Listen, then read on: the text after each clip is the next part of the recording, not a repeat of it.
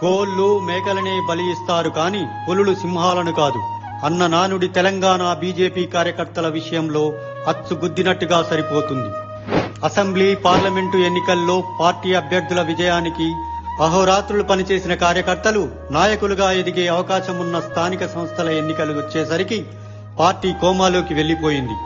ప్రస్తుత అధ్యక్షుడు కిషన్ రెడ్డి, మాజీ అధ్యక్షుడు బండి సంజయ్ ఇద్దరికీ కేంద్ర మంత్రులుగా అవకాశం దక్కింది.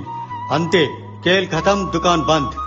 ప్రధాన ప్రతిపక్షమైన బీఆర్ఎస్ పూర్తిగా బలహీనపడ్డ ఈ తరుణంలో కాంగ్రెస్ కు ప్రత్యామ్నాయ శక్తిగా ఎదగడానికి అన్ని అవకాశాలు ఉండి కూడా ప్రత్యక్ష పోరాటాలతో పార్టీలో ఉత్సాహాన్ని నింపి పార్టీని ఏకతాటిపై నడిపించాల్సిన రాష్ట్ర అధ్యక్షుడే స్వయంగా పార్టీ ఎదుగుదలకు అడ్డుకట్ట వేసి క్షేత్రస్థాయిలో తాము చేస్తున్న కృషిని, త్యాగాలను గంగపాలు చేస్తున్నాడని కార్యకర్తలు పడుతున్న మనోవేదనను కేంద్ర నాయకత్వం ఎప్పటికీ పట్టించుకుంటుందో ఎవరికీ అర్థం కావడం లేదు.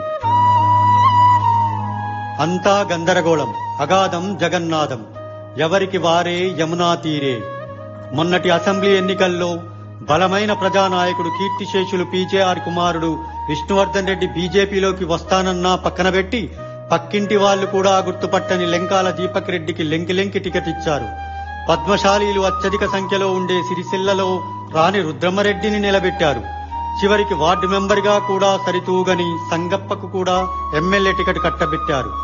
ఉద్దేశపూర్వకంగా పార్టీని ఓటమి పాలు చేసే ఇలాంటి నిర్ణయాలు 60కి పైగా జరగడానికి కారకులు ఎవరు? ఏ సీటును ఎవరికి ఎవరు పట్టుబట్టి ఇప్పించారు? ఎందుకలా చేశారు? వాటికి జవాబుదారు ఎవరు అన్న సమీక్ష జరిగితేనే సదరు పెద్దల బండారం బయటపడుతుంది. హెరిటో కుంభకోణం, నిత్యావసర సరుకుల కుంభకోణం, మేఘా ఇంజనీరింగ్ కుంభకోణాలను వెలికి తీసి విచారణకు డిమాండ్ చేసిన పాపానికి బీజేపీ శాసన సభాపక్ష నేతను బీజేపీ రాష్ట్ర అధ్యక్షుడే పిలిచి క్లాసు తీసుకోవడం, సంజాయిషీ అడగడం, ఇప్పటి వరకు ఆయనకు పార్టీ కార్యాలయంలో గదిని కూడా కేటాయించకపోవడం, పార్టీ నూతన అధ్యక్షుడి నియామకం జరగకుండా మోకాలడ్డడం, పైకి మాత్రం నన్ను మార్చండహో అని సన్నాయి నొక్కులు నొక్కడం, బీజేపీ జవసత్వాలు దెబ్బతీసి బీఆర్ఎస్ మళ్లీ పుంజుకునే అవకాశాలకు తానే స్వయంగా బంగారు బాటలు వేయడం, ఇవన్నీ కూడా ఎవరెవరికి మధ్య ఎలాంటి అవగాహన కుదిరిందో చెప్పకనే చెబుతున్నాయి.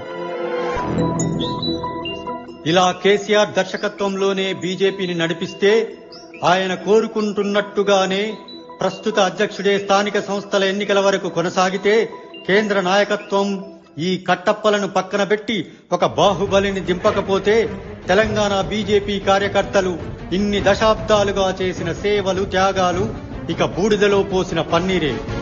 ఒక్కసారి బీఆర్ఎస్ తిరిగి పుంజుకుంటే ఇక బీజేపీ కార్యకర్తల భవిష్యత్తు శాశ్వత సమాధి. తస్మాత్ జాగ్రత్త.